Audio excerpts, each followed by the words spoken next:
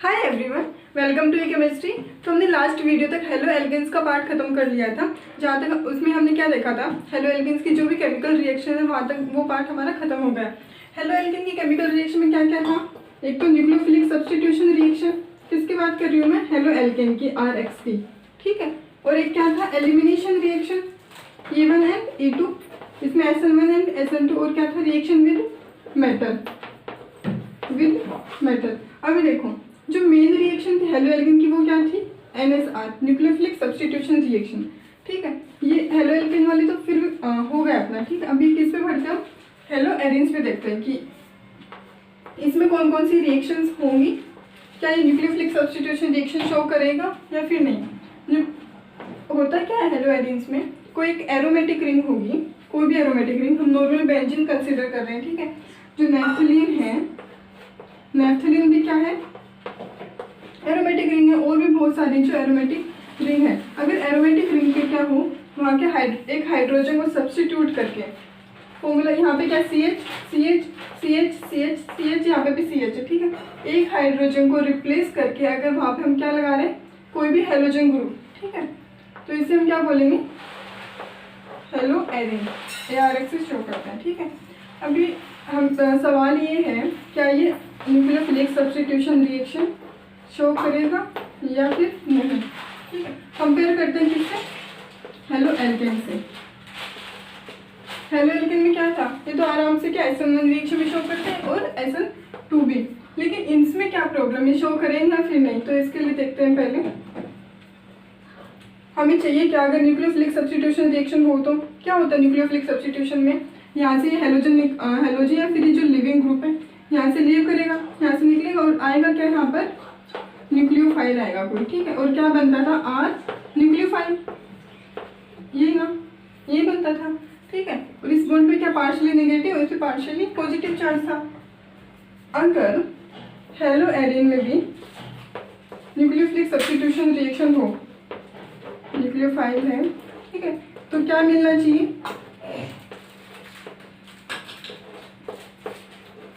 बनना तो ये चाहिए, ठीक है। लेकिन ये रिएक्शन हो पाती है कि नहीं हो पाती? नॉर्मल कंडीशन की बात कर रही हूँ, जनरल कंडीशन, नॉर्मल टेम्परेचर या प्रेशर पर, ठीक है। लेकिन क्या ये रिएक्शन हो नहीं पाती है नॉर्मल कंडीशन पर? तो एक पॉइंट लिख लो यहाँ पे, in general conditions and temperature, in general conditions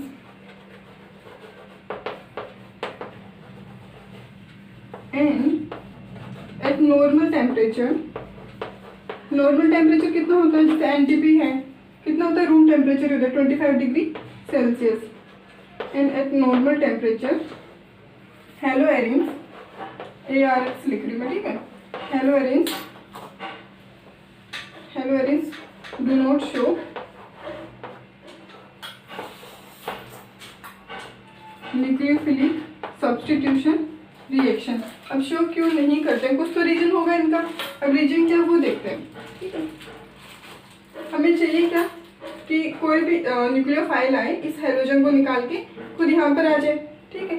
halo alkane के केस में क्या होता था, जब भी कोई न्यूक्लियोफाइल अप्रोच करेगा ना, इस पे पार्शियली पॉजिटिव था पहले, इस पे पार्शियली नेगेटिव, जब भी कोई न्यूक्लियोफाइल अप्रोच करेगा लिविंग ग्रुप क्या होगा? अपने आप निकल जाएगा और न्यूक्लियोफाइल किसके साथ बॉन्ड बनेगा?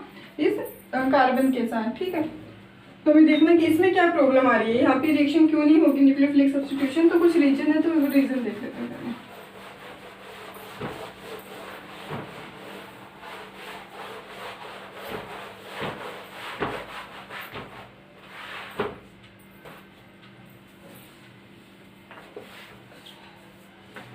रीजन क्या हो सकते हैं? 11th में आपने देखा होगा, कोई भी एरोमेटिक रिंग है उसमें क्या होता है? रेजोनेंस होता है। वो रिंग किससे स्टेबलाइज होती है? रेजोनेंस स्टेबलाइज्ड होती है। तो सबसे पहला फैक्टर क्या है? Resonance stabilization.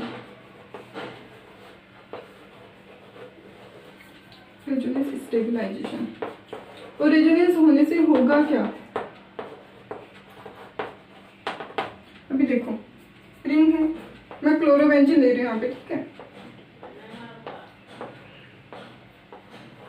क्लोरोबेंजीन, क्लोरीन के वैलेंस शेल में कितने इलेक्ट्रॉन होते हैं? 7, ठीक है। एक इलेक्ट्रॉन तो यहाँ बॉन्ड बनाने में काम आ गया, और 3 क्या है, लोन पेयर्स है, दिख रहे होंगे ना, ठीक है, 3 लोन पेयर है। अभी होगा क्या, क्लोरीन का हैलोजन का पता है एक खास बात क्या है यहाँ पर, ये ऐसे तो -I इफेक्ट शो करते हैं, ठीक है, -I इफेक्ट कम, जैसे RX के साथ एलिफेटिक चेन है कोई भी, ठीक है, कार्बन CH3 CH2X, ठीक है, तो क्या करेंगे, इस बॉन्ड के इलेक्ट्रॉन को अपनी तरफ खींचेंगे, ठीक है, बॉन्ड के इलेक्ट्रॉन को जब अपनी तरफ खींच रहे हैं, inductive effect -I effect show करेंगे इस केस में, ठीक है, तो पार्शियली नेगेटिव और पार्शियली पॉजिटिव। लेकिन जब ये एरोमेटिक रिंग जैसे बेंजीन रिंग से अटैच्ड है, तो उस केस में क्या होंगे, इनके पास 3 लोन पेयर है, ये लोन पेयर किस में काम आएंगे, रेजोनेंस में। इस केस में ये कौन सा इफेक्ट शो करेंगे, +R, ठीक है, +R इफेक्ट शो करते हैं, समझ आए। अभी देखो होता कैसे, ये सिंगल बॉन्ड है, ये जो इलेक्ट्रॉन्स हैं बॉन्ड के इलेक्ट्रॉन वो यहाँ पे काम आएंगे, ठीक है, और ये जो बॉन्ड के इलेक्ट्रॉन है वो इस कार्बन को मिल जाएंगे, क्योंकि क्यों मिलेंगे इस कार्बन को, ठीक है, नहीं मिलते। अगर नहीं मिलेंगे तो क्या होगा, देखो एक बॉन्ड है, क्लोरीन के पास अभी कितने लोन पे, 2 लोन पेयर है, एक लोन पेयर की कमी, क्यों वो दूसरा लोन पेयर कहाँ गया है, यहाँ पर पार्शियल डबल बॉन्ड बनेगा, ठीक है, यहाँ पर क्या बनता है, पार्शियल डबल बॉन्ड बनता है। अभी देखो इस कार्बन के पास इस कार्बन की वैलेंसी कितनी हो गई, 1 1 2 3 4, और यहाँ पे क्या है, 1 मिनट रुको, ये कार्बन 1 2 3 4 और एक डबल बॉन्ड बनने से कितनी होगी, 5, ठीक है, तो ये होगा क्या, ये जो डबल बॉन्ड है ये इस कार्बन को मिल जाएगा, ठीक है, इस बॉन्ड के इलेक्ट्रॉन बेसिकली, तो यहाँ पे क्या होगा, नेगेटिव चार्ज, बाकी बॉन्ड ऐसे कैसे डबल बॉन्ड, और ये भी डबल बॉन्ड है। फिर होगा क्या, ये बॉन्ड के इलेक्ट्रॉन इधर, यहाँ पे ये जो माइनस चार्ज है, मतलब माइनस चार्ज का मतलब क्या होता है, 2 इलेक्ट्रॉन्स, ठीक है, एक माइनस चार्ज 2 इलेक्ट्रॉन से मिलकर बनता है, तो ये इलेक्ट्रॉन्स कहाँ पे, यहाँ पे बॉन्ड बनाने में काम आएंगे। एक बॉन्ड में कितने इलेक्ट्रॉन होते हैं, 2, ठीक है, तो ये इलेक्ट्रॉन्स यहाँ पे बॉन्ड बनाएंगे और इस बॉन्ड के इलेक्ट्रॉन इस कार्बन को मिल जाएंगे, ठीक है, तो होगा क्या,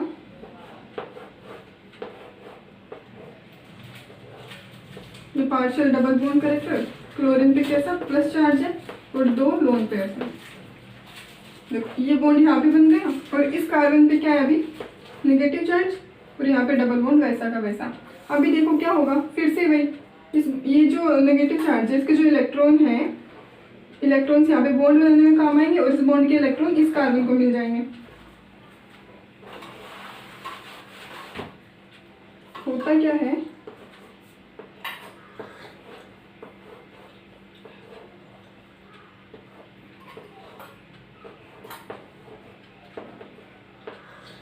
क्या प्लस चार्ज है और यहाँ पे नेगेटिव चार्ज, ठीक है। अभी होगा क्या, ये तो क्या रेजोनेंस स्ट्रक्चर है किसकी, क्लोरोबेंजीन के, फिर हेलो एरिन्स की। अभी देखो ये जो अगर ये इलेक्ट्रॉन्स अगर वापस यहाँ पे आ जाएं और ये वापस इसके पास चले जाएं, तो फिर से हमें क्या स्ट्रक्चर मिलेगी, यही वाली। कैसे, देखो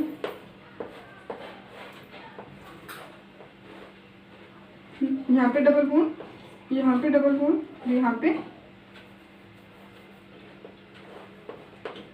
यहाँ पे क्या हो जाए, क्लोरीन, ठीक है, फिर से 3 लोन पेयर। ये क्या है इसकी रेजोनेंस स्ट्रक्चर से। अभी देखो होता क्या है, ये जो इलेक्ट्रॉन्स है ना एक जगह स्टेबलाइज नहीं रहते, स्टेबलाइज मतलब एक जगह लोकलाइज नहीं रहते, ये क्या इलेक्ट्रॉन्स का डीलोकलाइजेशन होता रहता है, पूरे रिंग में क्या इलेक्ट्रॉन्स घूमते रहते हैं, इसीलिए हम रिंग को कैसे शो करते हैं, इस तरह से, ठीक है। फिर यहाँ पे क्लोरीन, क्योंकि इलेक्ट्रॉन्स क्या है पूरी रिंग में क्या घूम रहे हैं, एक जगह पे लोकलाइज्ड नहीं है, इसीलिए क्या बोलते हैं डीलोकलाइजेशन ऑफ इलेक्ट्रॉन। रेजोनेंस क्या होता है, जिसमें इलेक्ट्रॉन्स का क्या होता हो, डीलोकलाइजेशन होता हो। तो रिंग को कैसे शो करते हैं, फिर इस तरह से, समझ में आया। अभी देखो होता क्या, मैंने क्या बताया था, यहाँ पर पार्शियल डबल बॉन्ड कैरेक्टर है। ये रेजोनेंस स्ट्रक्चर समझ लेना, रटने की जरूरत नहीं है इसे, बस क्या होगा इलेक्ट्रॉन्स क्या होगा हर एक कार्बन पर, सभी कार्बन पर नहीं आता नेगेटिव चार्ज, एक तो ऑर्थो पोजीशन पर आ रहा है ना, मेटा पे नहीं आता नेगेटिव चार्ज, फिर कहाँ पर आएगा, पैरा पोजीशन पर, ऑर्थो पर आया नेगेटिव चार्ज, फिर पैरा पे, फिर से ऑर्थो पोजीशन पर। ध्यान रखना मेटा पोजीशन पर नेगेटिव चार्ज नहीं आता इस केस में। अभी देखो यहाँ पे क्या बताया मैंने, partial double bond character, resonance तो ठीक है, रेजोनेंस हो रहा है, रेजोनेंस होने से न्यूक्लियोफिलिक सब्स्टिट्यूशन रिएक्शन क्यों नहीं होगी वो देखना है। तो यहाँ पे होता है क्या, पार्शियल डबल बॉन्ड कैरेक्टर बनता है रेजोनेंस स्ट्रक्चर में, partial double bond character in CCl bond. जबकि हेलो एल्केन की बात करें, RX था ना, कोई डबल बॉन्ड कैरेक्टर नहीं था, सिंगल बॉन्ड था। यहाँ पे डबल बॉन्ड, तो यहाँ का बॉन्ड ऑर्डर पता है कितना होता है, 1.5। ठीक है, जो डबल बॉन्ड होता है वो कम्प्लीटली डबल बॉन्ड नहीं होता, लेकिन जो पार्शियल कैरेक्टर होता है हाफ, तो बॉन्ड ऑर्डर कितना होता है फिर यहाँ पे 1.5 होता है। अभी देखो, सिंगल बॉन्ड को तोड़ना आसान रहता है, फिर डबल बॉन्ड को, सिंगल बॉन्ड को तोड़ना आसान रहेगा ना। तो क्लीवेज जो होता है CCl बॉन्ड का, इसके केस में क्या होगा, इजीली हो जाएगा। इसके केस में क्या होगा, इतना आसान नहीं होगा इस बॉन्ड को तोड़ना। तो होता है क्या, फिर क्या लिख सकते हैं हम,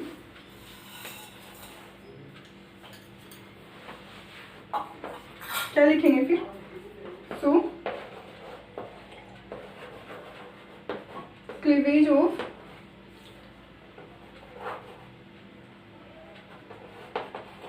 CCl bond is difficult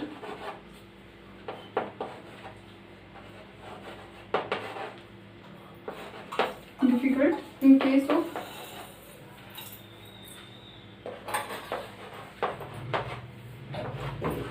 CCl क्या CX की बॉन्ड की बात करें तो, ठीक है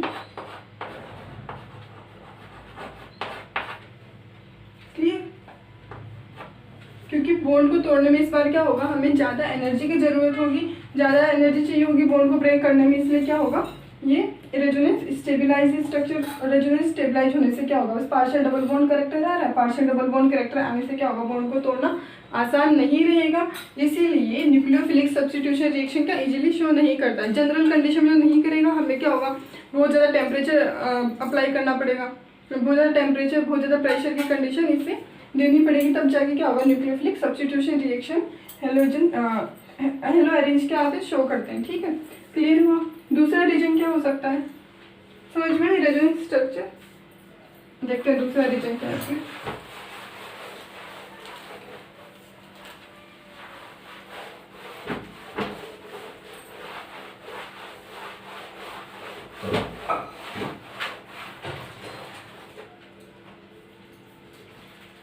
अभी होता क्या है, देखो पहले स्ट्रक्चर ड्रॉ करते हैं, ठीक है। ये क्या है, क्लोरीन है, फिर कोई भी हेलोजन, ठीक है। अभी एक लेते हैं हम लोग CH3 CH2X, ये क्या है, हेलो एल्केन RX, और ये क्या है, हेलो एरिन, ठीक है।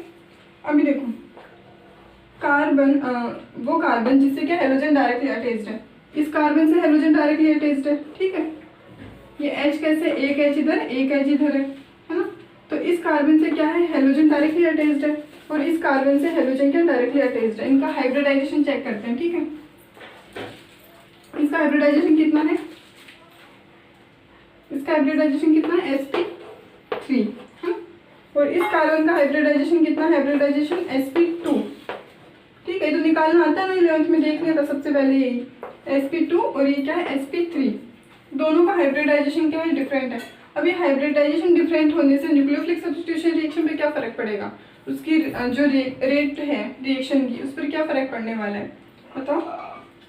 कभी सोचा है कि ना फिर हाइब्रिडाइजेशन भी डिफरेंट होगा, तो उससे भी मतलब ये हो सकता है कि न्यूक्लियोफिलिक सब्स्टिट्यूशन रिएक्शन देगा फिर नहीं देगा, रेट कम होगी फिर रेट ज़्यादा होगी।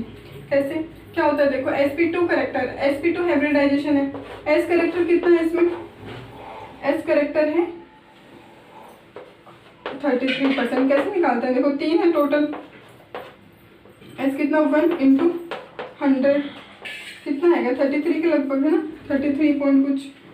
और यहाँ पे देखो 4 है ना टोटल, 3 p और 1 s, 4, और s कितना होगा × 100 कितना हुआ 25% s करेक्टर,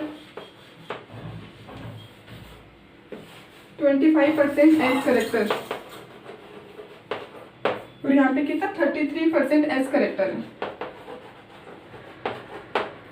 अब 33% s करेक्टर और 25% s करेक्टर होने से होगा क्या। अभी एक चीज़ हमें पता है कि जो s ऑर्बिटल है वो क्या होता है, न्यूक्लियस के सबसे ज़्यादा क्लोज होता है। ठीक है। और जितना ज़्यादा एस करेक्टर होता है, मैंने लास्ट वीडियो में बताया था, जितना ज़्यादा एस करेक्टर होगा उतना क्या होगा, उसकी इलेक्ट्रोनेगेटिविटी इंक्रीज करती है। ठीक है, तो हम यहाँ पे लिखते हैं एस करेक्टर इंक्रीज होने से क्या, एस करेक्टर इंक्रीज होने से क्या होगा, इलेक्ट्रोनेगेटिविटी ई एन इंक्रीजेस। ठीक है, इलेक्ट्रोनेगेटिविटी को शो किससे करते हैं, काई है ना, सिंबल होता है, इससे भी शो करते हैं। फिर इलेक्ट्रोनेगेटिव ई एन से लिख सकते हैं। इलेक्ट्रोनेगेटिविटी क्या होगी, इंक्रीज होगी। अभी इलेक्ट्रोनेगेटिविटी किसकी इंक्रीज हुई, इस कार्बन की, है ना। इस कार्बन की इलेक्ट्रोनेगेटिविटी इंक्रीज होने से होगा क्या, इसकी इलेक्ट्रोनेगेटिविटी इसकी कंपेरिजन में तो बहुत ही कम है ना। क्यों, अभी इलेक्ट्रोनेगेटिविटी इंक्रीज हुई है तो होगा क्या, ये जो कार्बन है, ये जो बॉन्ड के इलेक्ट्रॉन कितने हैं, इसमें 2 इलेक्ट्रॉन है। ठीक है, पहले क्या होता था, इसके केस में क्या होता था, बॉन्ड के इलेक्ट्रॉन सारे के सारे हेलोजन अपने पास रखता था, है ना। इसीलिए क्या, इस पर पार्शियल नेगेटिव और इस पर पार्शियल पॉजिटिव, इस पे क्या पार्शियल पॉजिटिव ये रहता था। लेकिन अभी कार्बन क्या करेगा, सारे के बॉन्ड के सारे इलेक्ट्रॉन हेलोजन की तरफ शिफ्ट नहीं होने देगा, ये बॉन्ड के इलेक्ट्रॉन को कुछ अपनी तरफ भी रखेगा। इलेक्ट्रोनेगेटिविटी इंक्रीज होने का फिर से बोल रही हूँ क्या फायदा होगा, यहाँ पे क्या इलेक्ट्रोनेगेटिविटी कम है ना, इलेक्ट्रोनेगेटिविटी कम है तो इससे होगा क्या, हुआ क्या था कि बॉन्ड के इलेक्ट्रॉन सारे के सारे किसके पास से, हेलोजन की तरफ शिफ्ट हो गए थे। बॉन्ड के इलेक्ट्रॉन हेलोजन की तरफ शिफ्ट हो गए थे। लेकिन यहाँ पे क्या होगा, बॉन्ड के इलेक्ट्रॉन किसके पास है, कार्बन के पास भी कुछ है।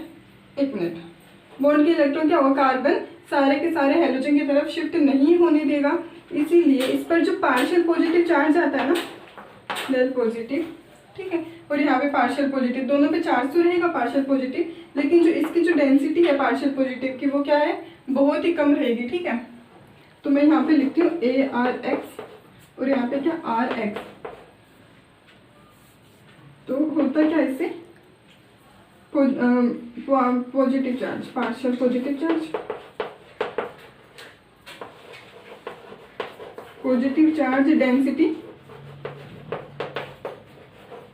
डिक्रीजेस। ठीक है, किसके कंपेयर में, इसके कंपैरिजन में। यहाँ पे क्या होगा, ऐसा कुछ भी नहीं, पार्शियल पॉजिटिव चार्ज कार्बन पर बहुत ज्यादा रहता है, इसीलिए बॉन्ड क्या होगा, इजीली ब्रेक हो जाता है। ठीक है, समझ में, पॉजिटिव चार्ज की डेंसिटी यहाँ पे डिक्रीज हो गई, यहाँ पे पॉजिटिव चार्ज ज्यादा था, इसीलिए क्या होगा, बॉन्ड इजीली ब्रेक होगा, न्यूक्लियोफाइल आसानी से अटैक कर सकता था। दूसरी चीज क्या बताई मैंने, इलेक्ट्रोनेगेटिविटी इंक्रीज होने से बॉन्ड के इलेक्ट्रॉन, इसी की बात करूँ। ठीक है,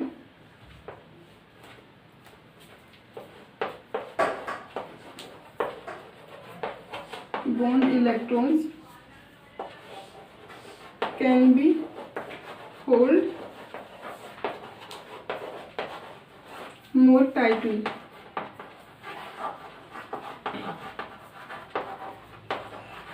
by carbon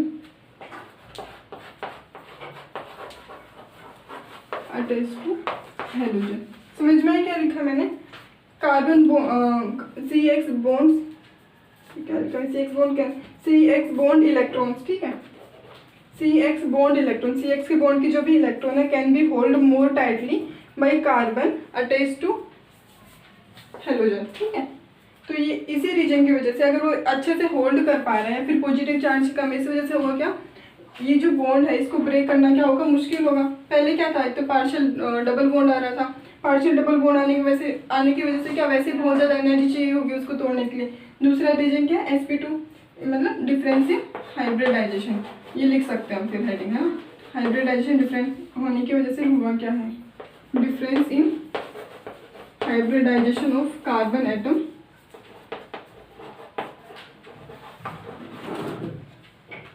atom of CX bond. ठीक है, लिख देना।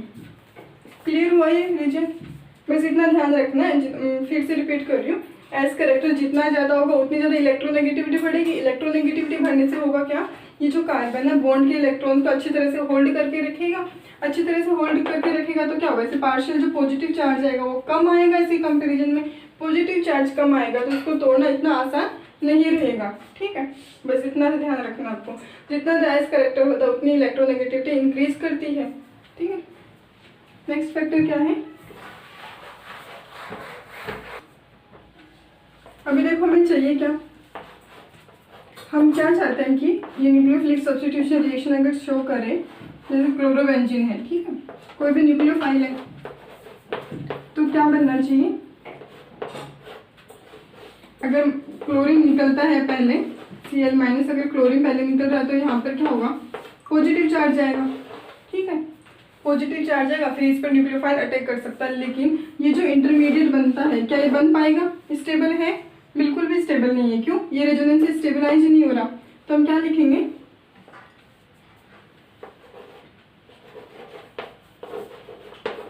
Not stabilise by resonance. अभी देखो इसमें अच्छा खासा रेजोनेंस हो रहा था, जब अच्छा खासा रेजोनेंस हो रहा है तो इस सबको छोड़ के ये इस स्ट्रक्चर में क्यों जाएगा, ठीक है, not stabilise by resonance.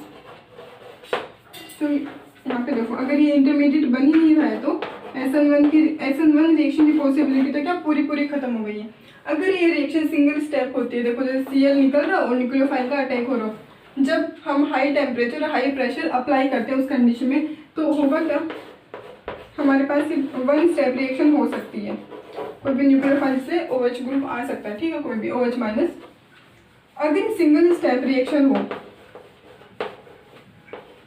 Single step reaction हो, उस केस में तो क्या SN2 पॉसिबल है जब हम high temperature high pressure apply करते हैं। लेकिन अगर SN1 रिएक्शन में क्या होता है, इंटरमीडिएट बनता था, अगर ये इंटरमीडिएट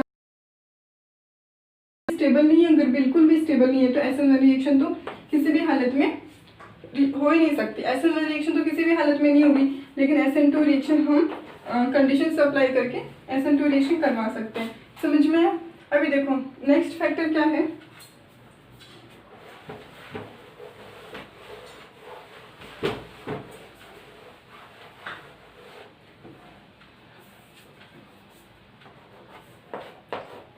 रिंग कैसी है, रेजोनेंस स्टेबलाइजर, ठीक है, इलेक्ट्रॉन्स क्या घूम रहे हैं पूरी स्ट्रक्चर में, पूरी रिंग में। अगर मान लो कोई न्यूक्लियोफाइल आता है, न्यूक्लियोफाइल भी कैसा होता है, इलेक्ट्रॉन रिच है, न्यूक्लियोफाइल कैसा होता है, इलेक्ट्रॉन रिच, और अपनी जो रिंग है वो भी कैसी है, इलेक्ट्रॉन रिच, दोनों कैसी इलेक्ट्रॉन रिच है। अब इलेक्ट्रॉन रिच के पास अगर कोई इलेक्ट्रॉन रिच आता है, ठीक है, दूसरी चीज, इस कार्बन के पास जो पॉजिटिव चार्ज है वो भी बहुत ही कम है, कार्बन के पास पॉजिटिव चार्ज भी क्या है, बहुत कम है, और ओवरऑल रिंग कैसी है, इलेक्ट्रॉन रिच है। तो इलेक्ट्रॉन रिच के पास कोई इलेक्ट्रॉन रिच आता है तो वहाँ पे क्या होता है, रिपल्शन, वहाँ पे क्या होगा, रिपल्शन होगा, ठीक है। तो रिपल्शन होने की वजह से भी क्या होता है, जो न्यूक्लियोफिलिक सब्स्टिट्यूशन रिएक्शन है does not take place easily.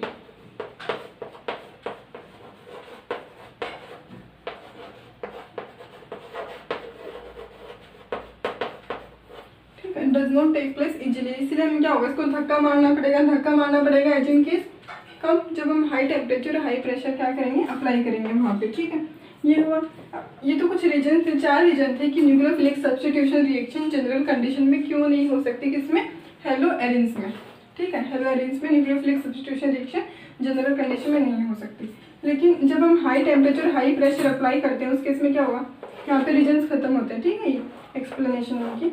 अभी मान लो हमने क्लोरोबेंजीन दिया, ठीक है, क्लोरोबेंजीन को कोई स्ट्रॉन्ग बेस ऐड किया इसमें, स्ट्रॉन्ग बेस जैसे कि NaOH, ठीक है, NaOH ऐड किया और टेम्परेचर कितना रखा है, हाई टेम्परेचर रखा है जितना, जैसे 623 केल्विन 623, और प्रेशर कितना 300 एटमॉस्फेरिक प्रेशर, और दूसरे में इसका क्या हाइड्रोजन H+ एसिडिक कंडीशन में, ठीक है। अभी होगा क्या बनेगा, यहाँ पे न्यूक्लियोफाइल क्या है अपना OH माइनस, ये कि Na+ है, OH माइनस है, ठीक है। अभी देखो हाई टेम्परेचर है, इतना हाई टेम्परेचर इतने हाई प्रेशर पर न्यूक्लियोफिलिक सब्स्टिट्यूशन रिएक्शन होती है, ठीक है, और ये कौन सी रिएक्शन है, SN2 रिएक्शन होती है, ये SN1 कभी भी नहीं होगी। न्यूक्लियोफिलिक सब्स्टिट्यूशन रिएक्शन हुई, ठीक है, कब, जब हम हाई टेम्परेचर और हाई प्रेशर अप्लाई करते हैं। लेकिन ऐसा कुछ ऐड कर सकते हैं रिंग पे, देखो अगर यहाँ पे कुछ ऐड करूँ मैं, मतलब यहाँ पे तो इसे क्या बोलेंगे, ऑर्थो सब्स्टिट्यूशन, और यहाँ पे तो पैरा और यहाँ पे मेटा। अगर मैं ऑर्थो पैरा पे या मेटा पे कहीं पे कुछ लगाऊँ, ऐसा कोई ग्रुप ऐड करूँ, तो मुझे ये जो कंडीशंस हैं इनको मैं रिड्यूस कर सकूँ, रिड्यूस कर सकूँ एजिंग, मतलब जैसे इन 600 केल्विन अगर मैं टेम्परेचर दे रही हूँ तो हो सकता है कि मैं 300 केल्विन दूँ, ठीक है, या फिर 200 केल्विन या फिर 400, कुछ तो रिड्यूस हो। होता क्या देखो, अगर मैं इलेक्ट्रॉन रिलीजिंग ग्रुप लगाती हूँ, दो ग्रुप होंगे ना, एक तो इलेक्ट्रॉन रिलीजिंग ग्रुप, जैसे कि वो रिंग को क्या करेंगे, और इलेक्ट्रॉन्स देंगे, है ना, इलेक्ट्रॉन्स को और रिंग को और इलेक्ट्रॉन देंगे। उस केस में क्या होगा, देखो इस पर एक तो पहले पॉजिटिव चार्ज कम है, अगर कोई ग्रुप और इलेक्ट्रॉन्स देता है तो होगा क्या, ये बॉन्ड तो बिल्कुल भी ब्रेक नहीं होगा ना। तो हमें क्या चाहिए, कोई इलेक्ट्रॉन विड्रॉइंग ग्रुप चाहिए। अगर मैं यहाँ पे कोई इलेक्ट्रॉन यहाँ पे कोई इलेक्ट्रॉन विड्रॉइंग ग्रुप ऐड करती हूँ तो उस केस में क्या होगा, इस कार्बन से क्या करेंगे, वो इलेक्ट्रॉन को विड्रॉ करेंगे। इस कार्बन से इलेक्ट्रॉन को विड्रॉ करेंगे तो पॉजिटिव चार्ज क्या होगा, फिर इंक्रीज होगा। उस केस में क्या होगा, पॉजिटिव चार्ज इंक्रीज होगा, तो हमें क्या, ये कंडीशन हम रिड्यूस कर सकते हैं। एग्जाम्पल देखते हैं, देखो एक बार।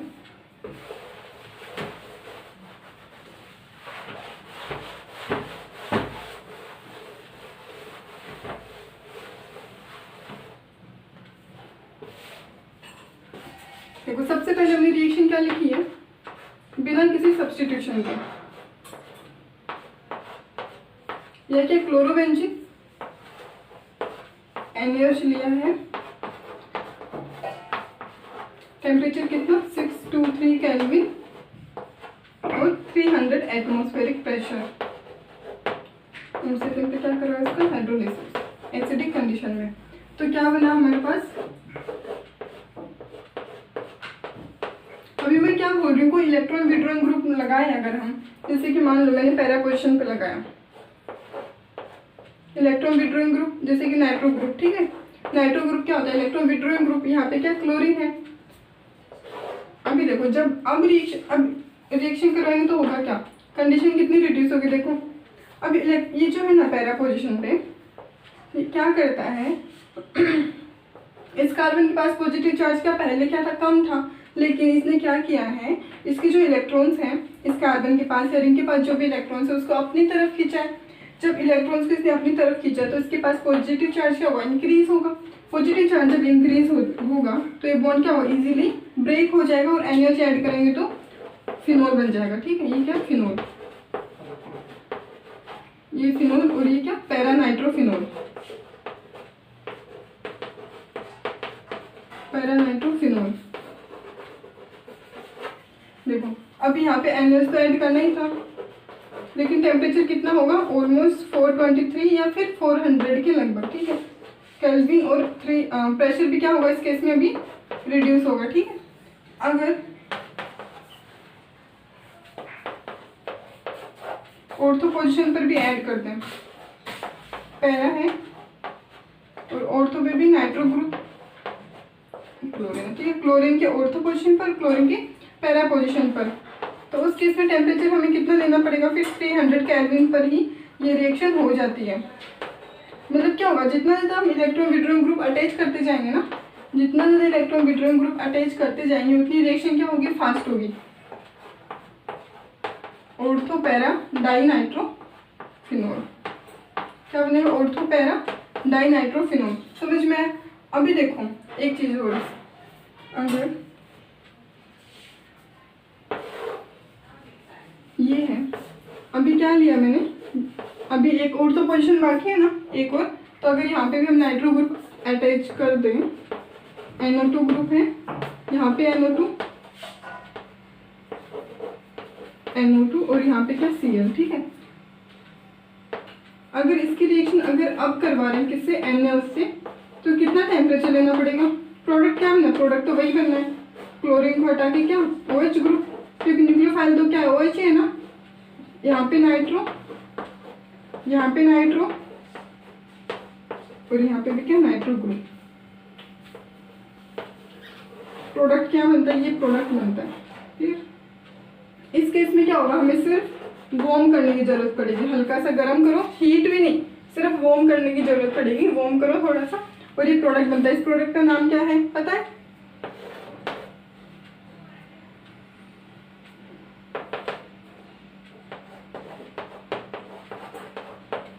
पिक्रिक एसिड, ठीक है, समझ में। अभी एक चीज हो रहा है, अगर यहाँ पर अगर ये मेटा पोजीशन पे होता तो क्या होता, सेम इफेक्ट मिलता हमें या नहीं, ये हम क्या करेंगे अगले वीडियो में देखेंगे। आज के लिए इतना ही। अगर मेटा पे होता तो शायद हमें इतना इफेक्ट नहीं मिलता। क्यों?